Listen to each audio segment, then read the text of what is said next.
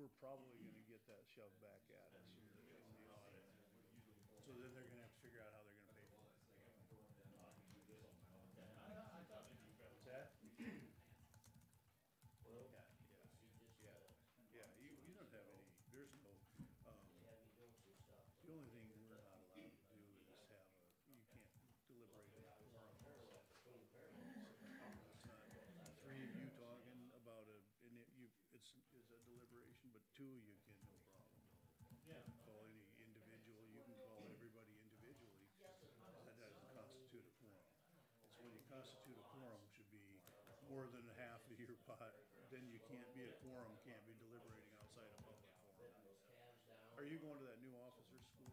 Yeah, so they'll go through you'll go through all that in their section in there.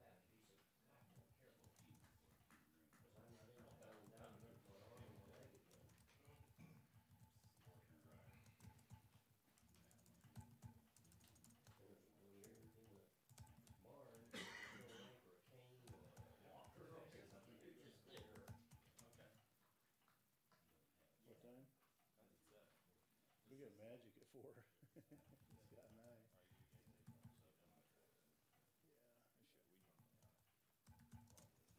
Never know.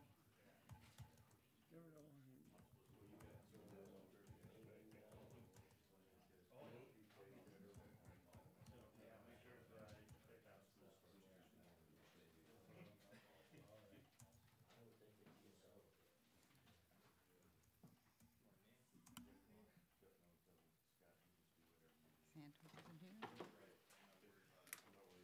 Santos isn't here. Santos coming today?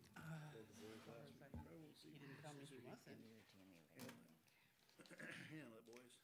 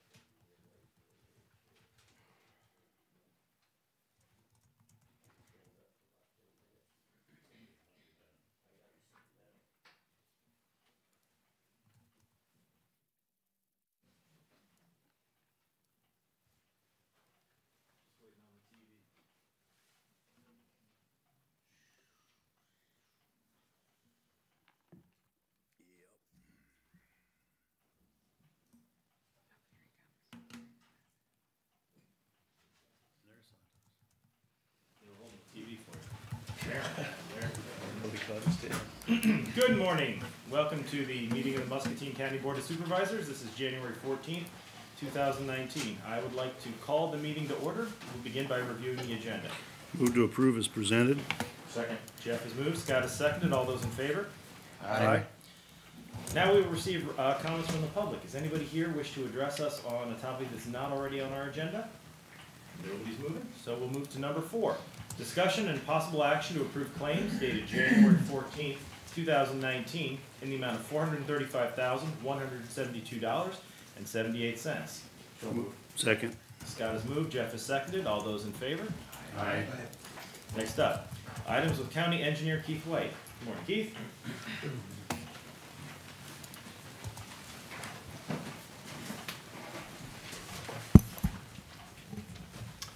Morning. We have one permit this morning from Arion, that's A-U-R-E-O-N, out of West Des Moines, Iowa. And they are installing some armored fiber cable from 61 to the Muscatine city limits on Cedar Street. So very short piece on us, but on the state highway and on the city side too. Okay, I'll move to approve. Jeff's moved. Santos has seconded. All those in favor? Aye. Anything else, Keith? Just the guys ran all day Saturday and a good portion of the day yesterday in snow removal. Not looking too bad out there. Thank you much. Item number 6 is continuing discussion on slag analysis and possible direction regarding the use of slag. We've had some information presented to us by Dr. Edward Askew that we have reviewed. We've had a chance to read his report. I understand there's some tests being conducted by the state. We're awaiting analysis on those. And I've also been contacted by the Harsco folks who assure me that they would like to present some testing of their own when that testing comes back. Are you gentlemen here? Yes. Okay. Jim and Glenn, I understand? Peter and Glenn. Peter, I'm sorry. Jim's stuck in my head. So you gentlemen have provided us with a statement. We just got that, so per our policy, we can't share that right now, but I will make that public. I've already forwarded to all the boards of supervisors. And I've given them your contact information, and we'll make that available for public as well, should anyone want to contact you folks with any questions. So, as I said, we've had some information presented on it. There was some indication from some of that information presented that there may indeed be a health hazard. We're still waiting more results, as I said. So, I've asked to put on the agenda a motion to, or a possibility of indefinitely suspending the use of slag pending the results of this further testing so that we know what we're doing. I'll make that motion. Jeff has made the motion. Is there a I'll second? second. I guess I'll give it to Scott. Seconded. Is there any discussion? Okay, all those in favor? Aye. Those opposed? Okay, that motion passes. Thank you, gentlemen. Number 7, discussion and possible action to accept a proposal to install security cameras at the Sheriff's Office, Zoning Office, and County Engineer's Office with Zoning Administrator Eric Furnace. Eric. Morning. Arnett is on her way. We can get started here. Just kind of keeping with the trend of some of our other county buildings, we looked into having some cameras installed at my office on the outside of Keith and I's building and the sheriff's office that would cover the lobby and the parking lots. I had JJ come in and kind of meet with us, came back with a proposal. We had him come back again and kind of made some adjustments to that based on what we felt were just needs and not wants. Kind of reduced a couple cameras, and we were able to overlap some areas. We were able to eliminate a camera or two. I believe in your package you have the estimate from JJ. Essentially, and I do have a handout here that would show where the cameras on the outside at least would be located that would cover the parking lots. Thank you.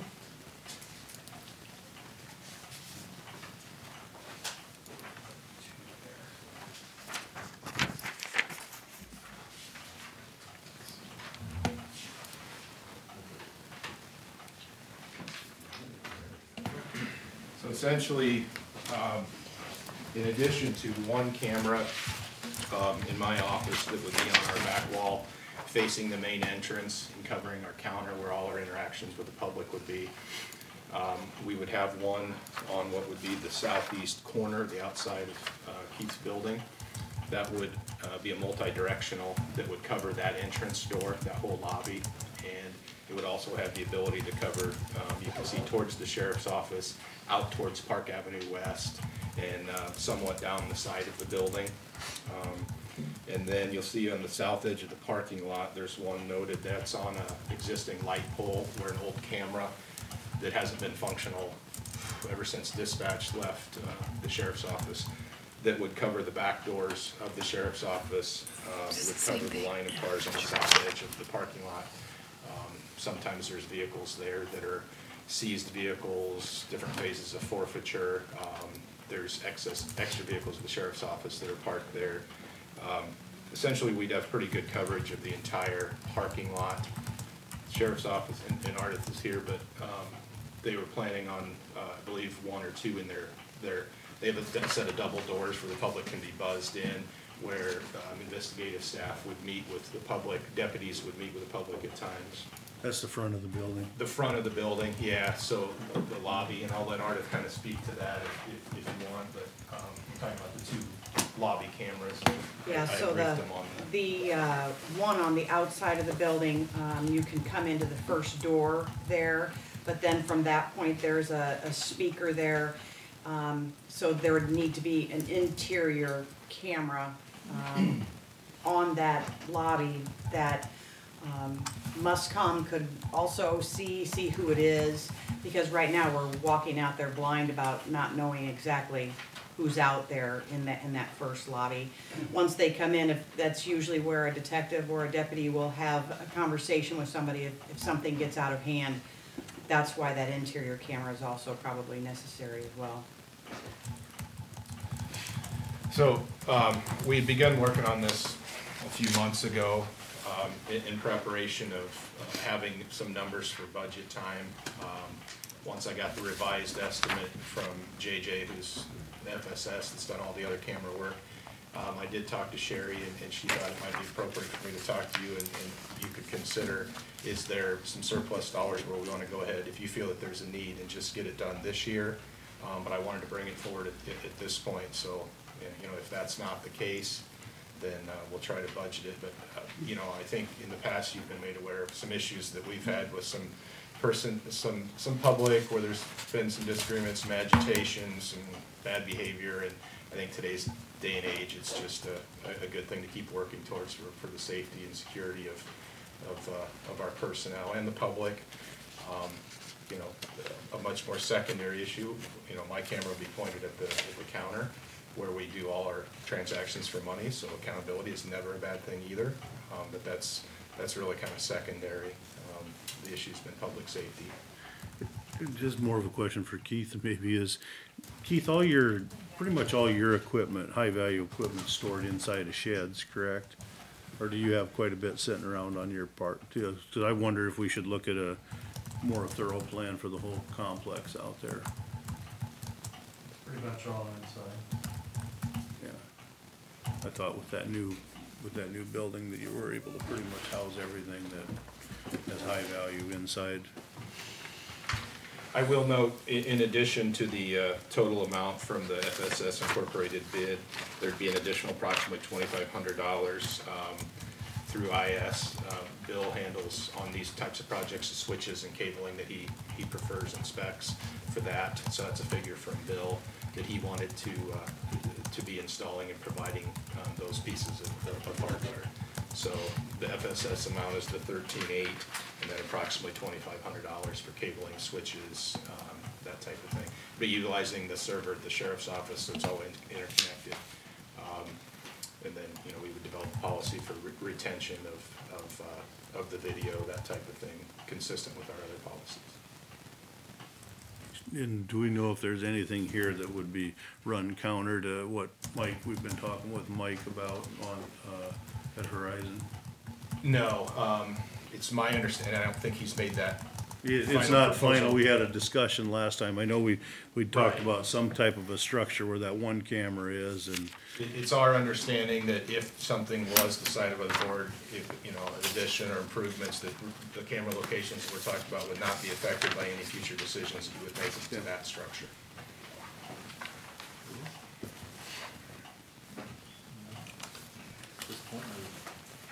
And Sherry, you've looked at the budget dollars, and you think that this is something that the board would have funds available? Right, we will probably have to do a budget amendment to the general services budget, which is where we typically pay for our security equipment. It's possible to do a budget amendment, but we have fund balance certainly to cover it. Okay, then I'd make a motion, we approve the proposal. Jeff has moved, is there a second? Doug has seconded. All those in favor of accepting the proposal to install security cameras in the sheriff's and zoning and county engineer's office, please signify by saying aye. Aye. Those opposed? Motion passes. Thank you. Thank you, guys.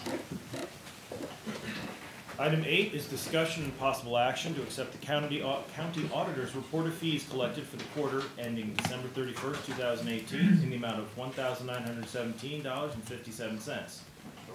Second. Scott's moved, Jeff is seconded. Is there any discussion? All those in favor? Aye. Motion passes. Next up is 9, discussion and possible action to approve the minutes of the January 7th, 2019 regular meeting. Second. Scott has moved, Jeff is seconded. All those in favor? Aye. Motion passes. Number 10, correspondence. Santos, start on your end. Any correspondence this last week?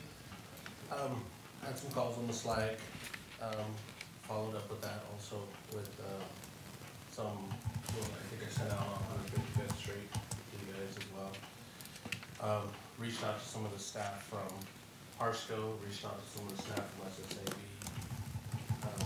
basically wanting to evaluate really what are we seeing, what's going on, is there really health hazards? Obviously, you guys saw the emails that I sent out too, that will hopefully they'll be able to present next couple of weeks to find out, you know, if we obviously have decided to get away from slag, however, is there remediation needs, or is there really just the fact that we've identified that we don't want to use it, but no health hazards are there? And so that's kind of something I was trying to follow up on. And I think that we'll get that resolved hopefully within the next week or two in our next meeting when they come out and present obviously what they have from their test results. Because I was concerned with having just one data point that Mr. Askew had done. And I mentioned that in the interview from the EAF, and that's not even what we use on our slag. We use a combination of EAF with LNI, which is a road grade, not what we had used for sampling. You kind of see that on those containers that they have in the back over there. The EAF is more used for asphalt. So, I shared that with them, and I'm hoping that we can kind of get that addressed within this next 2 weeks. Gentlemen, do you have any idea when your results will be available? Likely at the end of this week. You're certainly welcome to let us know and present them. Then I had also contacted the DNR and found that they had also taken a test too, because they were concerned, wanting to make sure that they were consistent from the data points. And then there was a shuttle from what SSAB had taken, and another half of that shuttle was shared in the DNR's test, and then I think Harsco did another test. So they were making sure that they were consistent and making sure that we were able to find those results, so we wouldn't have just one data point that we're going to do right now. And I truly believe that we'll have that identified and shared amongst the county and the staff, that we have clear identification that there's no health hazards. And then, we have no bullshit. Jeff? I really didn't have anything. I saw the note from the DNR that's saying that they were doing something, January 4th, they took a test sample and they'd have results at some point and report back to us, but that's all I had. Really just the same for me. Scott? I had nothing. Doug? We had a meeting last Tuesday with Muscatine Okay. Communications. I've been having a little trouble with email. And I got an email on a dust complaint on 250th, and it had already been, I think she talked to Saucedo, and he already got the information that there was no slag on that road. It was all rock, so that's all I had. Scott, any committees? No. I had the 7th Judicial District Correctional meeting, just discussed things that they're gonna be doing now. With the PSA, the pre-sentencing guidelines are, that time for the pilot is up. The answer is they really are not too sure what they're gonna be doing yet. Jeff? On the 8th, I had the MCC JCC, or better known as Muscom Commission meeting. On the 10th, I had the E911 Commission meeting, and on the 10th, I also had the Emergency Management Association meeting, setting budgets for the next year, so we'll see those in our budget process. That was it. Santos? Nothing. Okay. Number 12, receive information from county employees. Anybody need to address us? Okay.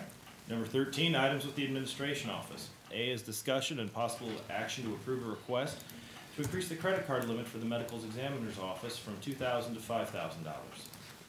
Nancy, you have anything on that? Yeah, the reason for this request has to do with, occasionally they send someone to training in St. Louis, and when they do that, if they have, it pretty much hits that $2,000 limit for the hotel and stuff, and so if they have anything else charged on the credit card at that time, they run into an issue. I'm actually the one that picked the 5,000 number, just because that's what we do for all of our other, pretty much all of our other departments have that limit as well. I'll move to approve. Second. Jeff has moved, Santos has seconded. All those in favor? Aye. Those opposed? Motion passes. Anything else, Nancy? I don't have anything else. Okay. Number 14 is review the proposed FY 19-20 magic budget with Mark Yarrington. Mark here. What time did they tell him to show up? 9:30, 10? I probably told him about 9:30, so. Why don't we take a recess until 9:30, and we'll await Mark's arrival. Thank you all for coming.